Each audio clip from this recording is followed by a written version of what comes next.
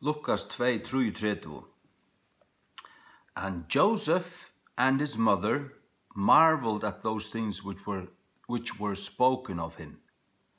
Joseph and his mother. Ikke Joseph and Mary. Ikke his father and mother.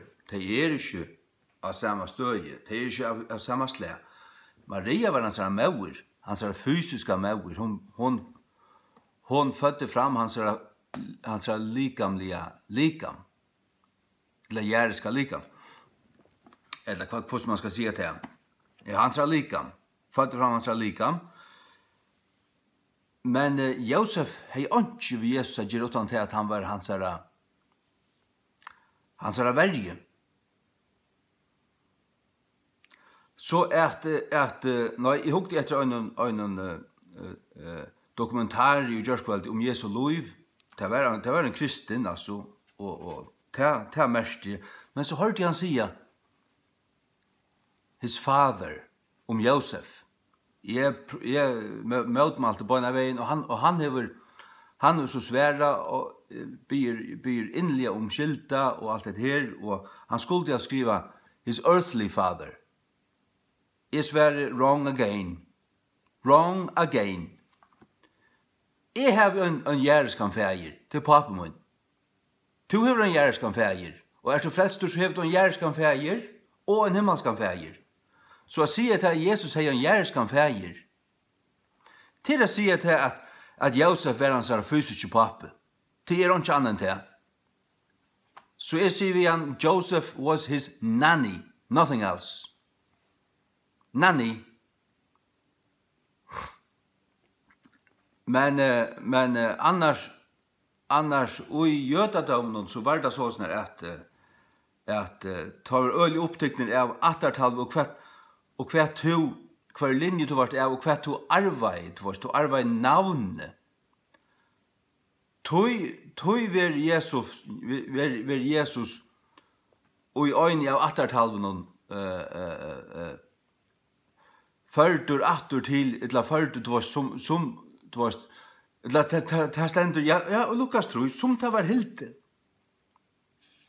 hilte soner Josefs as was supposed. Ja, Lukas 3:22. And Jesus himself began to be about 30 years of age, being, as was supposed, the son of Joseph, which was the son of Heli. Og Lukas 3, ver hans attertal var ført fra Josef atter til Adam. Det hans navn, og ta posisjon han arvar som menneskesåneren innenfor Israels folk. Men i Matteus 8 det fra Mario. Hinveien.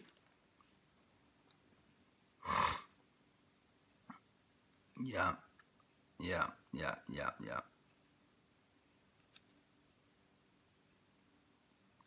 Tog at i vers 16 i Matteus 8 center, and Jacob begat Joseph, the husband of Mary, han står det inn til Mario, of whom was born Jesus, who is called Christ. Han var født av Mario, men Josef, David, var ikke hans fægir eller papi eller nekka som helst. Tog stender her i Lukas 2:33. Joseph and his mother. Og hatt optimal læra og optimaler lesehottur. Og hatt finner du ikke i Jakob Dahl, eller Videre, eller Victor, eller Trondheim, eller Luther hever det enda for kjærst. Men gamla danska, hon sier, og Josef og hans måter. Så her har vært ankler, eller anker handrit vi har som leser hatt noen. Og om han majoritets eller minoritets til åndsja sida, hatta tannratte leser hatturen. Man kan ikke gjøre tekstvoisend til en voisend som ikke husker om hva stendur, og som ikke vil dømt og avgjørst av folk som kjenner god og kjenner sannløygan og lærerne til å avgjøre seg tingene. Til vi tryggvante frelster som har finnet Guds år at omsida. Det det.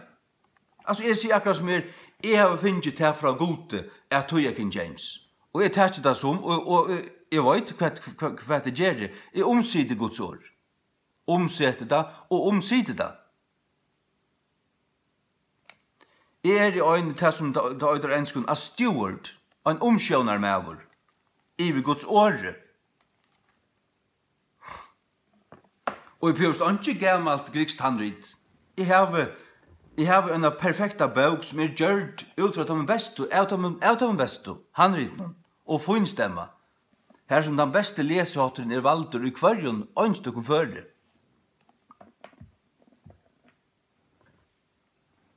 Hatt sannløgjen. Maria var hans mauer. Josef var ikke. Du kan ikke si hans feir og mauer. Men Maria sier vi Jesus, tun og tun feir. Og feir tun hava søkt til syrkjande. Det var det som hon sier. Men her som skriften talar sjálv, her det heilige anden, som fra søvemæveren og i Bibelene. Godt nok var det Matteus eller Lukas som skriver et her. Men til uiblåst av halge andan. Og halge anden kallar ikke Josef for feir Jesu. Til halge anden var ikke sjálfur at han, halge anden, gæt Jesus. Så står det her.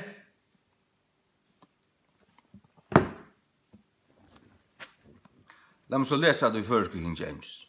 Tikkun sjálf hitju i Bibelen av Dal og Victor. Her stender feir hansara og mauer. Mauer og feir hansara. Og at det nekka som frasøv mauren i Bibelen som Hallig Anden sier. Hallig Anden kallar ikke Jesus. Nå kallar ikke Josef for feir Jesus. Første King James, Lukas 2:33. Og Josef og mauer hansara undravst at det tingene som var tala om han. Josef og mauer hansara. Hatt Guds år. Det som sier nok annet enn hatta forkjærst. Og det forkjærst, så putter vi til brenta i Jesu navn. Amen. Sørste kurset Josef og mauer hansara den rette lesehotteren tog at til sannløgjen. Det stender ikke Titus 8:2 er god som kan ikke likva. God kan ikke likva. God løyer ikke. God sier ikke at Josef feir Jesu, til han ikke det. Det gjør han ikke. Så at vi sørger at det som av bibler som sier, reformasjonsbibler en som sier Josef og mauer hans, så det at han rette lesehatteren, og vi prøver slett ikke også om manuskripter i brøver. Okay, vi vet at det tar av tøyt etter omkron, og at det som manuskripter sier, altså Josef og mauer hans, ja, men det sånne manuskriptene. Om det få, eller mange, eller hver det fra, til man lykker føyt. Faktisk. Tog jeg at det sannløgjen. Sannløgjen. Og det ser øyne hver all linjene. Ja, hatt det. Hatt det sannløgjen. Så at for å greve og i egyptisk sande etter sannløgene som det gjør, som det har gjort siste 130 årene, det står en bort. Vi har god rångan mist Bibelen av borster. Vi har henne her. Og vi kunne søtja kvært og til rette. Bare vi leser teksten. Det her er fullstendig rett. Ikke så vel.